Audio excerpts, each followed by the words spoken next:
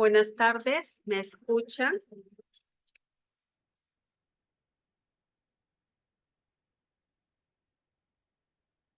Sí, doctora, buenas tardes. Buenas tardes. Bien, siendo las 3 de la tarde y continuando con las clases de gastroenterología, ahora nos toca un tema que es sobre hepatitis crónica. En este momento les voy a compartir.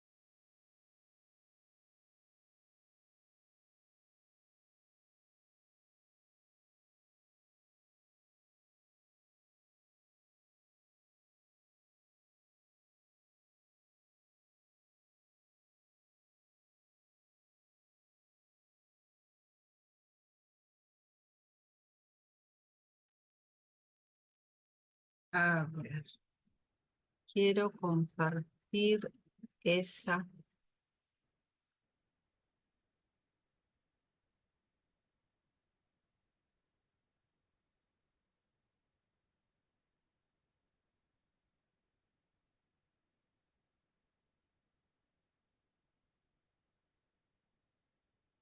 Bien, ok. Se puede ver, ¿verdad? Sí, doctora, sí se puede ver. Perfecto, muy bien. Atentos. Entonces, cuando nosotros hablamos de hepatitis crónica, es todo un grupo heterogéneo de enfermedades inflamatorias del hígado, cual su común denominador es que tengan más de 6 meses de duración. Esto está caracterizado porque hay una lesión necroinflamatoria y puede ser que sea un paciente asintomático hasta que debuten con una insuficiencia hepática y consecuentemente fallezca. Etiológicamente tenemos nosotros las causas virales, que es la hepatitis crónica por virus B, por virus D, por virus C. Recuerden ustedes que la A nunca va a la cronicidad. tenemos también causas autoinmunes como las hepatitis crónicas autoinmunes, por drogas, las hepatitis crónicas por fármacos. Acá se suspende el fármaco que está produciendo para darle un mejor chance de mejoría en nuestro hígado, y también secundaria enfermedades metabólicas como la fibrosis quística, deficiencia de alfa-1 antitripsina o enfermedad de Wilson, que por suerte no son muy frecuentes, ¿no? Recién esta semana pasada he tenido, después de tantos años, una paciente con deficiencia de alfa-1 antitripsina. Bien, entonces tenemos que nosotros tener bien en claro que en estos casos necesitamos nosotros conocer la actividad histológica. Y esto es para monitorear la respuesta a las terapias que vamos a iniciar en estos pacientes con hepatitis crónica, y estimula también la creación de un sistema de puntuación de la actividad necroinflamatoria y de la fibrosis, conocido como índice de actividad histológica. En ese contexto, nosotros tenemos que ver que las biopsias hepáticas en estas hepatitis crónicas tienen muchas a veces limitaciones, pero sí nos sirve para establecer más claramente el diagnóstico, para hacer un diagnóstico de lesiones incidentales, para hacer una valoración de la actividad histológica, para hacer una evaluación de los tipos de necrosis, para hacer una evaluación de los cambios estructurales, o sea, en qué estadio está mi paciente, claves para lo que es la etiología y posibles infecciones agregadas, hacer una valoración inmunohistoquímica de los antígenos virales y monitorear la respuesta a las terapias. Para todo esto es adecuado una biopsia hepática. Y mencionábamos nosotros la actividad necroinflamatoria portal y lobular. Es grado 0, si nos reportan como grado 0 es que en la biopsia han encontrado solo una inflamación portal mínima o ausente. El grado 1, cuando hay inflamación portal pero no hay necrosis y tampoco hay inflamación lobular. En el grado 2, si hay necrosis leve y o una necrosis lobular focal. En el grado 3 hay necrosis moderada y o también hay necrosis lobular focal, y en el grado 4 hay necrosis severa y puede haber o no necrosis en puente. Y también nos va a dar los estadios de fibrosis. El estadio 0 es cuando no hay fibrosis. El estadio 1, perdón, están tocando la...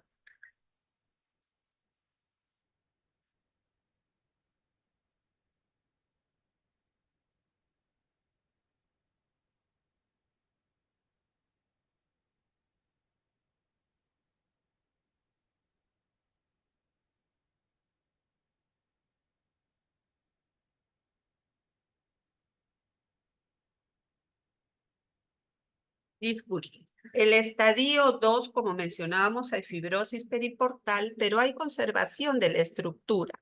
En el 3 hay fibrosis septal en puentes y en el 4 ya es un estadio de cirrosis. Cuando nosotros tenemos este tipo de pacientes, lógicamente tenemos que pedir un perfil hepático en el cual las transaminasas van a estar elevadas en grado variable.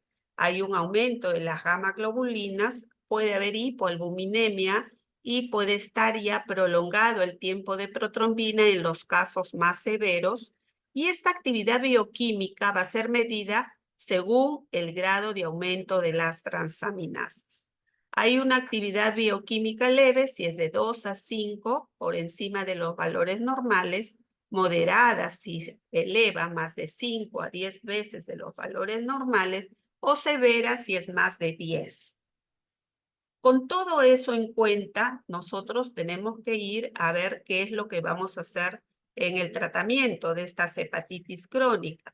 Recordemos nosotros que los enemigos ya desde el siglo anterior son el HIV, el virus de la hepatitis B y C, ¿no? Tienen mucha mortalidad anual y lo bueno que para la B hay vacuna, pero para los otros no, porque hay mucha asociación a veces de este tipo viral también con el VIH. En nuestro país sigue siendo pues la cirrosis una causa importante de muerte en las enfermedades digestivas. También el hepatocarcinoma ha aumentado. Hay una prevalencia de hepatitis crónica B y C en ascenso en los hospitales, en personal de salud, en hemodializados, y todo esto conlleva a que haya un alto costo en el manejo, en el tratamiento. Al final va a necesitar pues un trasplante hepático como la mejor solución. Pero ¿para qué tratar a estos pacientes? Porque tenemos que evitar que progrese esa hepatitis crónica a una cirrosis hepática, a un hepatocarcinoma, que fallezca consecuentemente este paciente y evitar la propagación de la enfermedad. Entonces, ya conocemos nosotros que hay muchos portadores crónicos a nivel mundial. En nuestro país, en la zona de sierra, en la selva también, son unas zonas de alta endemicidad. Y recordemos un poco que la historia natural de este virus B es que puede ser que el paciente tenga una infección subclínica pasajera, que de repente va a donar sangre y ahí le encuentran que es positivo, ¿no? Un 75%, un 25% va a ser una hepatitis aguda, florida, con malestar, fiebre, ictericia, y eso, un 5 a 10% de ellos, ya sea la subclínica o la aguda, puede ir a una hepatitis crónica. Por suerte, acá un poco porcentaje puede ir a una hepatitis fulminante y a morir, y un 99% se va a recuperar. Mis criterios diagnósticos, entonces, va a ser que el antígeno de superficie del virus B sea presente por más de 6 meses, que tenga altos títulos de ADN del virus de la hepatitis B sérico, que haya una elevación persistente o intermitente de los niveles de transaminasas, que haya cambios histológicos correspondientes a hepatitis crónica. Pero también tenemos algunos factores que van a influir sobre la historia natural de estas hepatitis crónicas B. Va a predecir una progresión de una hepatitis B a una cirrosis si encontramos nosotros que hay una persistente replicación del virus B. Si tenemos, de acuerdo a nuestro índice que hemos mencionado anteriormente, una actividad histológica severa, o si está asociado con otras infecciones virales como el HIV o la hepatitis C. Pero también van a haber algunos factores que van a contribuir a la progresión de este paciente que tiene ya su hepatitis B a un hepatocarcinoma. Y eso es cuando lo adquieren en edad fetal, apenas nace el bebé, o en la infancia, si son de sexo masculino, si siguen ingiriendo alcohol, lógicamente va a contribuir a que progrese más, y también si haya coinfección con el virus C. Entonces nosotros tenemos que ver que hay algunos beneficios en lo que es el manejo, el tratamiento, y eso es que puede haber una regresión de la fibrosis, que haya una disminución del riesgo del hepatocarcinoma y haya un aumento de sobrevida, ¿no? Y esta mejora de la fibrosis se ve también histológicamente después de un tratamiento, por ejemplo, en esta imagen, con lo que es la lamivudina. Los objetivos de la terapia de la hepatitis crónica B es, pues, como mencionamos, prevenir la cirrosis, que se descompense, que haya un hepatocarcinoma y que fallezca nuestro paciente. Esta hepatitis crónica van a ser indicativas de un tratamiento si tiene un ADN del virus de la hepatitis B por encima de 2.000 unidades por litro por mililitro, si unidades internacionales por mililitro, si el ALT, o sea, el alanino aminotransferasa, está por encima de lo normal y si la biopsia hepática me da una actividad histológica 1 o F1. También tenemos que ver en estos pacientes que no haya evidencia de cirrosis y aquellos que ya haya una evidencia de cirrosis.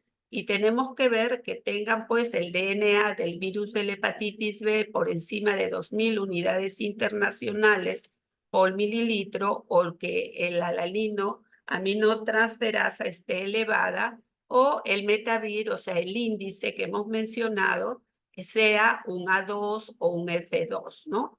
La biopsia es recomendada, pero no es obligatoria. Y si ya mi paciente tiene cirrosis, tengo que ver si el DNA del virus de la hepatitis B es detectable independientemente de la carga viral o de las alteraciones en la ALT.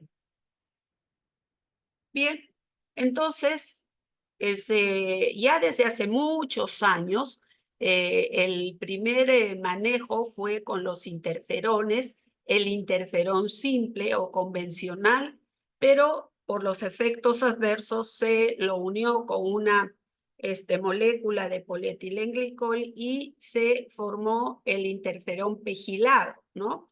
Entonces, estos interferones lo bueno es que no hay resistencia para ellos, pero sí se ha visto resistencia ya a los 5 análogos nucleósidos, que tenemos los nucleósidos como la lamivudina, el entecavir, la telvibudina, y los nucleótidos como el adefovir y el tenofovir. Ya desde el 2008 ya están aprobados y han ido saliendo nuevos medicamentos también. Las ventajas de los interferones es que no hay resistencia, eso es lo más importante. Sin embargo, lo que no es bueno es que son por vía inyectable, tiene muchos efectos adversos y es muy difícil el manejo en pacientes cirróticos o que tengan un grado de Child-Pugh B o C. Y en los nucleótidos tenemos que se da por vía oral, tiene pocos efectos adversos y puede ser usados en Child-Pugh B o C. Lo malo es que es un tratamiento indefinido, se tiene que monitorear al paciente para ver en qué momento es que ya se va a concluir con su manejo. Ya se ha evidenciado que hay resistencia, menos pérdida del antígeno E del virus de la hepatitis B y menos pérdida del antígeno de superficie. Entonces, para dar mi tratamiento antiviral de este virus de la hepatitis B, yo tengo que ponerme unas metas, que es primero la pérdida del antígeno de superficie con una aparición sostenida del anti-HBs, es la meta ideal. Pacientes que tienen el antígeno E positivo, hay una seroconversión, que haya una seroconversión del mismo es una meta satisfactoria. Y en pacientes que tengan este antígeno E también positivo, que aún no experimenten pérdida del antígeno de superficie, y en pacientes con el antígeno E negativo. Entonces, lo ideal en el tratamiento es mantener el ADN viral indetectable, ¿no? Y hasta un año después de haber finalizado el interferón pegilado. Podemos dar el interferón pegilado por 48 semanas en pacientes seleccionados. Podemos dar los antivirales orales como el entecavir o tenofovir a largo plazo y si es un antígeno E positivo hasta un año después de la seroconversión y si es un antígeno E negativo, posiblemente va a necesitar permanentemente el uso de estos antivirales orales. Entonces, yo tengo que ver si mi paciente tiene un buen perfil para el interferón, generalmente es joven, antígeno E positivo, su ALT por encima de 3 veces de lo normal, el DNA menos de 10 a las 7 unidades internacionales por mililitro y que sea un genotipo A, ¿no? Pacientes que no tienen un buen perfil para el interferón, si son el antígeno E negativo, si tienen un ALT bajo o un DNA alto, si son descompensados o si tienen enfermedades asociadas como diabetes u otras infecciones virales más.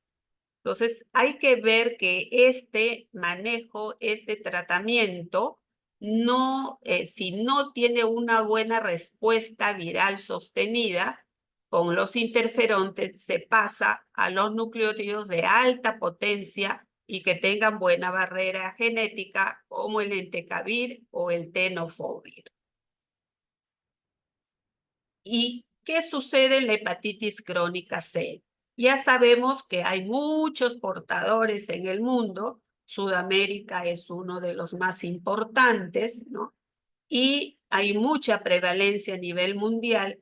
Y acá, a diferencia del virus de la hepatitis C, un 85% va a ir a una infección crónica y solo un 15% va a tener una remisión espontánea. Y el 20% de ellos va a ir a una cirrosis, se van a descompensar, al hepatocarcinoma y consecuentemente van a fallecer. Para hacer mi diagnóstico tengo que tener la presencia del anti-HBC positivo, determinar la carga viral por el método de la reacción en cadena de la polimerasa, el PCR, que haya una elevación de la TGP 1.5 veces el valor normal como mínimo en 3 oportunidades durante un periodo de 6 meses. La biopsia hepática, como mencionábamos al inicio, con el objetivo de determinar el grado de inflamación y el estadio de la fibrosis. Acá también vamos a tener factores que influyen en la progresión. Si es de sexo masculino, si ha tenido una infección a edad temprana, si ingiere, es alcohólico, si tiene un estado inmunológico venido a menos o si tiene coinfección con el virus de la hepatitis B y el VIH.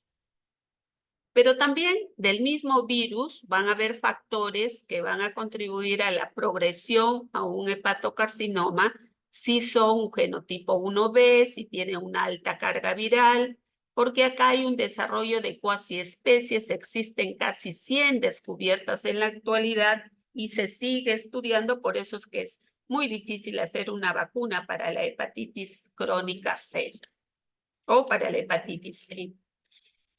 Tenemos que tener en cuenta, hay algunos términos que ustedes van a leer en su literatura como grado de severidad. Esto se refiere al estadio de la fibrosis, como ya hemos mencionado al inicio. ¿A qué se llama respuesta virológica? Es cuando el RNA del virus de la hepatitis C no es detectable al final del tratamiento. Pero lo que yo quiero, más que una respuesta virológica, es una respuesta virológica sostenida. Es que el RNA del virus de la hepatitis C no esté detectable 24 semanas después de terminar el tratamiento. Y ideal sería pues que mis niveles de RNA no estén detectables en el suero de acuerdo a la evolución de mi tratamiento. Pero nos vamos a encontrar con sorpresas como recidiva. ¿Y a qué se refiere? Cuando el RNA del virus de la hepatitis C no es detectable al final del tratamiento, pero sí nuevamente se lo detecta dentro de los 6 meses posteriores. No hay buena respuesta si es que encontramos un RNA del virus de la hepatitis C detectable al final de tratamiento. hay que hacer una terapia de mantenimiento. Los objetivos son para que haya una lenta progresión de la enfermedad para prevenir la aparición del hepatocelular. Entonces, lo que nosotros queremos y sería lo ideal es que haya una respuesta viral sostenida. Pero, ¿qué factores me van a predecir si es que va a haber una buena respuesta o no al tratamiento? Generalmente va a predecir buena respuesta si son mujeres jóvenes, si tienen una corta duración de la enfermedad, si no hay cirrosis, si tiene títulos bajos del ARN del virus de la hepatitis C y si su genotipo es diferente al 1B y que no sean VIH, ¿no? En un trabajo que hicieron en los hospitales de Lima y de Trujillo, encontraron que el promedio de la edad de pacientes con hepatitis C hallados es más o menos a los 51 años. El motivo por que el diagnosticaron fue porque tenía una elevación de la ALT, un 38%, tenían factores de riesgo, ya tenían una hepatopatía anterior o también en un tamizaje en trabajadores de salud. Y encontraron también que ya el 76% de este grupo de pacientes ya tenían hepatitis crónica, un 18% ya estaban con cirrosis, un 2.4% se habían descompensado y también ya habían ido a un hepatocarcinoma. Encontraron que los factores de riesgo fueron cirugías mayores por transfusiones o que fueron sometidos a algún procedimiento invasivo como hemodiálisis, promiscuidad, en trabajadores de salud por el contagio directo, quimioterapia, uso de drogas. Encontraron también coinfección del virus de la hepatitis C con HIV y virus de la hepatitis C con VIH, con hepatitis B en 6 casos. También el cuadro clínico, en un trabajo que hicieron en el Almenara, encontraron que fue astenia, ictericia, los estigmas hepáticos, esplenomegalia y hepatomegalia, ¿no? Y también de todos ellos estudiados, tenía un 4% hepatitis aguda, una cirrosis hepática de un 24% y ya habían hecho hepatitis crónica sin cirrosis un 72%. Entonces, igualmente que el anterior, ¿cuál es mi objetivo de tratar una hepatitis crónica C? Erradicar el virus, curar la infección, prevenir, estabilizar, que regresione las lesiones hepáticas, que no vaya cirrosis, un hepatocarcinoma y que mi paciente no se muera. Lo que tenemos que hacer nosotros después de ese objetivo primario es obtener una respuesta viral sostenida. Recuerden ustedes que hablamos de que se refiere a que haya una carga viral del virus de la hepatitis C indetectable a los 6 meses después de la última dosis del tratamiento. Entonces, en una hepatitis C activa voy a tener transaminasas elevadas, el ARN del virus de la hepatitis C va a estar elevado, de acuerdo a mi betavir va a estar en el A1 o F1, va a haber necroinflamación, fibrosis. En mi biopsia hepática, cuando la actividad viral no esté clara, para descartar algunas otras más hepatopatías asociadas, para ver el grado de fibrosis y el pronóstico de la respuesta viral. No es indispensable, pero es muy recomendable. Muchos pacientes se niegan a este tipo de procedimientos. En el Almenara, en un trabajo, encontraron que un 58% de los pacientes con tratamiento alcanzaron una buena respuesta viral sostenida, un 42% no sucedió, suspendieron el tratamiento un 11% porque no hubo una buena respuesta o por problemas administrativos, abandonaron el tratamiento un 4% y se perdieron otro 4%. Ahora lo que se habla es de una terapia triple, usar inhibidores de proteasa, el interferón pegilado, la ribavirina para una mejor respuesta, ¿no? Y para eso tenemos nosotros para tratar, para ver a quiénes tratamos, a quiénes no, hacer nuestras pruebas diagnósticas, el ALT, el AST, los anticuerpos del virus de la hepatitis C, como está el RNA del virus de la hepatitis C, mi hemograma completo, donde esté mi hemoglobina, creatinina, glucosa, TSH, pruebas de descarte de hepatitis B y de SIDA. Y para decidir el tratamiento tengo que tener ya los resultados de mi RNA del virus de la hepatitis C, cómo está el genotipo viral, si hay poliformismo y L28B, y la fibrosis, si está en un F2, y si es un fibrotest también, o el FibroScan 7.6 kilopascales. Tenemos nosotros medicamentos como el Telaprevir, que se da cada 8 horas, el Boceprevir cada 7 a 9 horas con comida, que también son medicamentos muy caros, pero que tienen una buena respuesta. Y podemos encontrar también factores predictivos para complicaciones severas si mi paciente tiene plaquetas por debajo de 100.000 o su albúmina sérica está por debajo de 3.5. Estos inhibidores de proteasa también tienen efectos adversos que hay que monitorear a nuestro paciente porque producen anemia, neutropenia, trombocitopenia, un rash, prurito anal, que son tolerables, y se habla mucho de las terapias, pues como les decía, triples. No es necesario que se aprendan todos estos medicamentos, estos nombres, pero sí que tengan en cuenta la gran variedad que hay ya en el mercado. Y antes de la pandemia se presumía que para el 2025 ya se iba a erradicar esta infección, pero esto se ha visto retrasado. Muy bien. Conclusiones: la hepatitis viral B y C son un problema de salud pública. Hay que tener una prevención que debe ser muy efectiva. El virus de la hepatitis C, para el genotipo 1, la terapia antiviral de primera elección es la triple con el tenoprovir y el sofosbuvir, ¿no? Con la esperanza para que nuestros pacientes no respondedores tengan una mejor respuesta.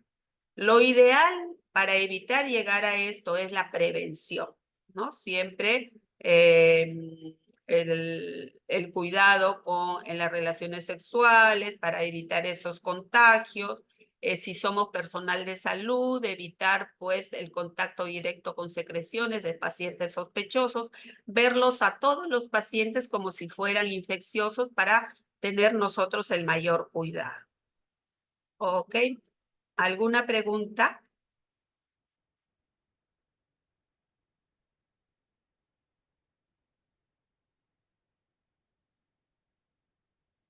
¿Alguna pregunta?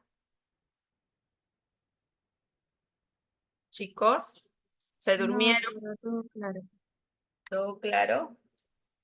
Muy bien. Igualmente, cualquier duda, tienen que les dé mi teléfono y pueden estar haciéndome por WhatsApp las preguntas que ustedes crean necesarias. Un saludo para todos, cuídense mucho y nos vemos mañana con mi grupo en el caso clínico. Sí, doctora, hasta luego, muchas gracias. Gracias, doctora. Hasta Dale, luego. doctora. Un Gracias, abrazo. doctora. Hasta luego. Hasta luego.